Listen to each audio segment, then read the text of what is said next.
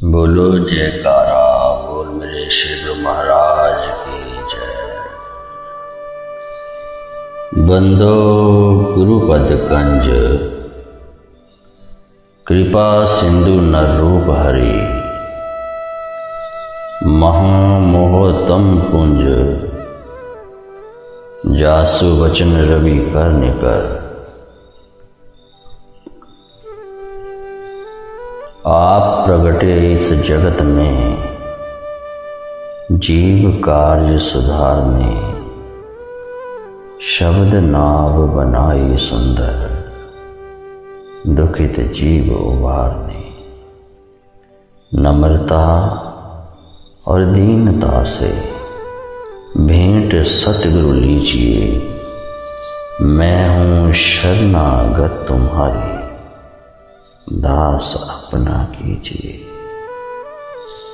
मैं हूँ शरणागत तुम्हारी दास अपना कीजिए। प्रेमियों, इसी प्रकार थोड़े समय के लिए अपना ध्यान श्री परमहंस दयाल महाराज जी के चरणार बिंदु के साथ जोड़ते हुए मीठी और ऊंची स्वर से मिलकर बोलिए जयकारा बोल मेरे श्री गुरु महाराज की जय। प्रेमियों, सर्वप्रथम श्री गुरु महाराज जी के चरणार बिंदों में दास अपनी तरफ से और आप सबकी तरफ से दंडोत प्रणाम अर्ज करते हैं कि हे प्रभु, अपना पवित्र हस्त हम सेवकों पर सदा बनाए रखें। गाथा चल रही है श्री गुरु महाराज जी दूसरी पातशाही की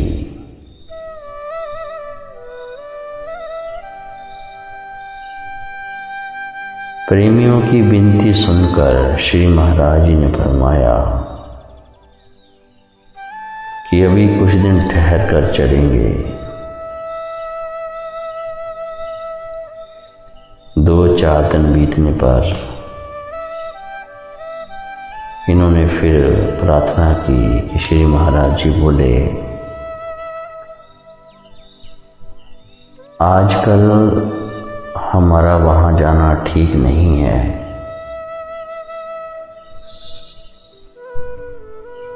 क्योंकि भगत हेमराज जी और भगत साहिब राम जी ने श्री चरण कमलों में जो बेनती की थी कि गुरु महाराज जी हे दयानिधान कि दासों को लक्की मुरबत में अपने पावन दर्शन देने की कृपालता करें। इसलिए महाराज जी ने ये फरमाया कि अभी लक्की मुरबत जाने का वहाँ पर ठीक नहीं है। श्री महाराज जी के वचन सुनकर ये प्रेमी प्रेम विभोर होकर अश्रुपात करने लगे, हठ करने लगे। अंत में विवश होकर श्री महाराज जी को इनकी विनती स्वीकार करनी पड़ी।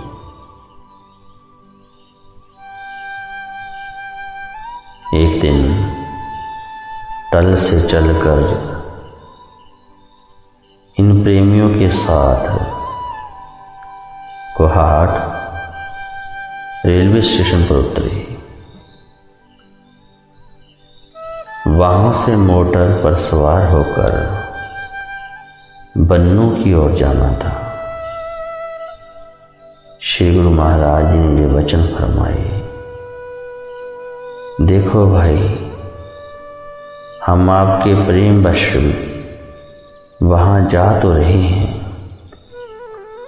पर इसका परिणाम अच्छा ना होगा। अभी हमारा वहाँ जाना ठीक नहीं है। इन दोनों प्रेमियों की प्रार्थना भगत हेमराज जी, भगत साहिब राम जी की, जैसे श्री मौज की हो, ये सुनकर श्री गुरु महाराज जी हंस कर बोले,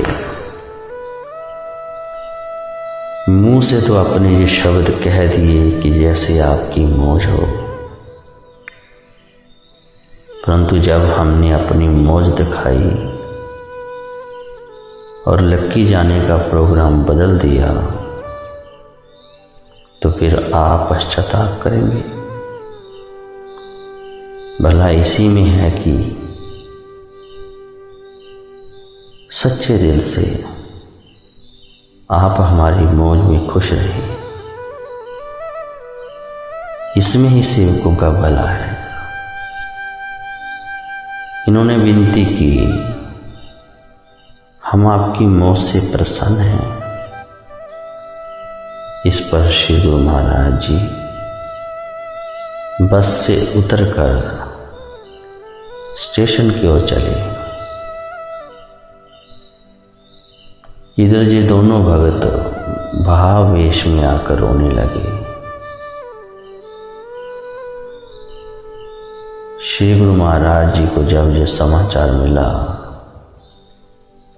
कि लक्की वाले प्रेमी रो रहे हैं, तो प्रेम के वशीभूत होकर आप बोले, आपको तो पता था कि ये लोग हमारा वियोग सहन नहीं कर सकेंगे। इनका प्रेम तो सच्चा है, परंतु प्रेम में इस समय इनको आज्ञा का भी ध्यान नहीं।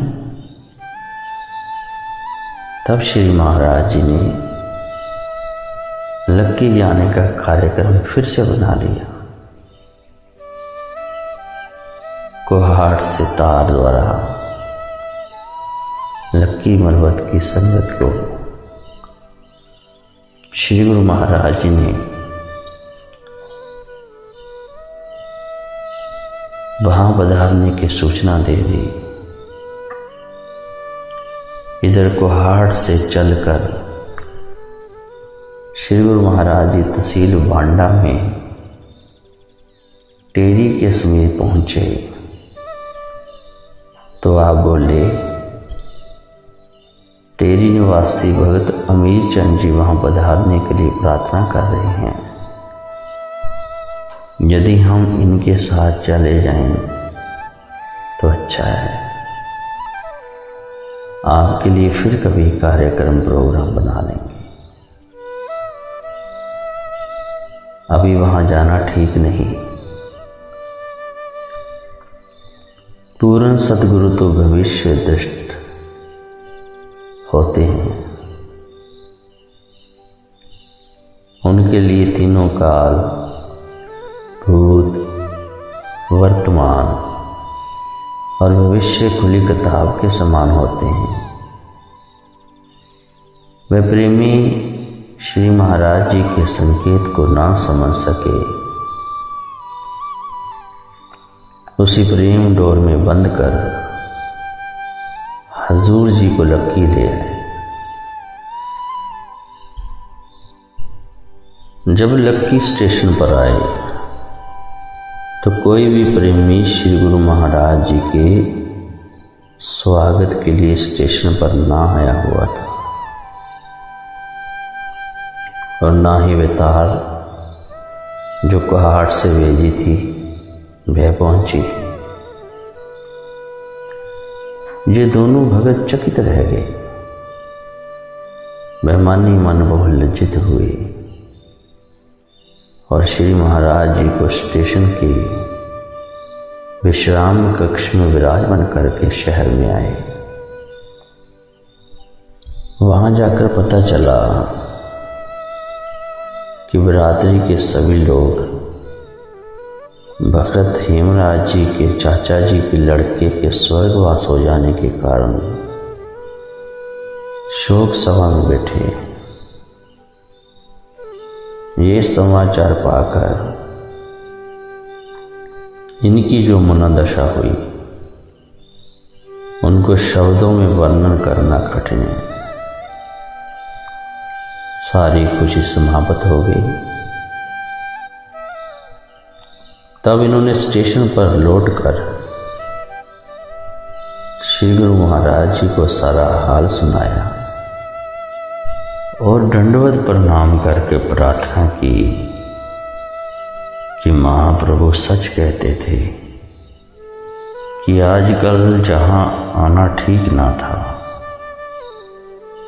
परंतु हम अपनी अज्ञानतावश आपकी अगाध गति को ना जान सके। हमारे अपराध क्षमा कर लीजिए। सत्य है, गुरु की आज्ञा में जो सेवक शंका पैदा करता है, अर्थात अपनी बुद्धि को दौड़ाता है, उसका यही अंजाम होता है। कहा भी जाए कि गुरु के वचनों को कभी मोड़ना नहीं चाहिए। कहाँ तो श्री गुरु महाराज जी के पधारने में इतनी खुशी मनाई जानी थी, कहाँ अब शोक सभा में शामिल होना पड़ा। और भी कई कठिनाइयां आई।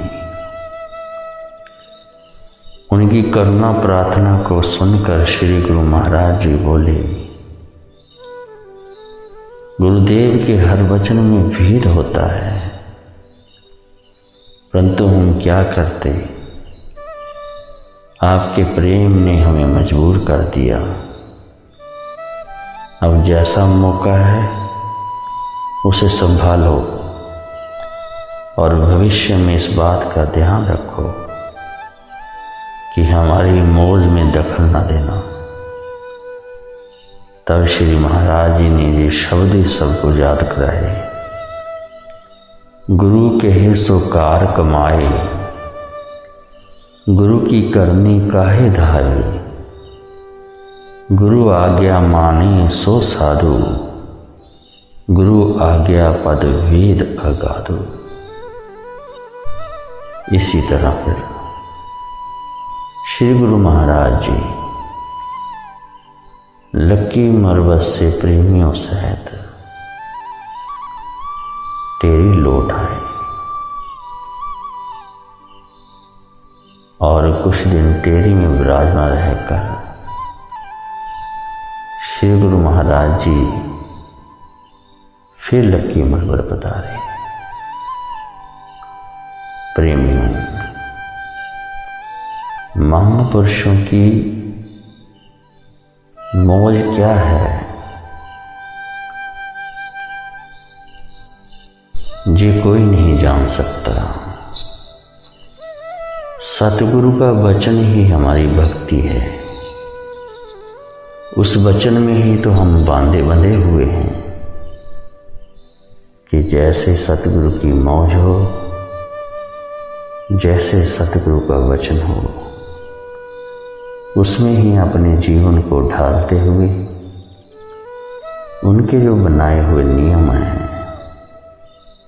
उन नियमों के अनुसार उनका दिया हुआ पवित्र नाम हम अमृत वेले में उठकर जपें और अपने जीवन का कल्याण करें। बोलो जयकारा, बोल मेरे श्री गुरु महाराज की जय।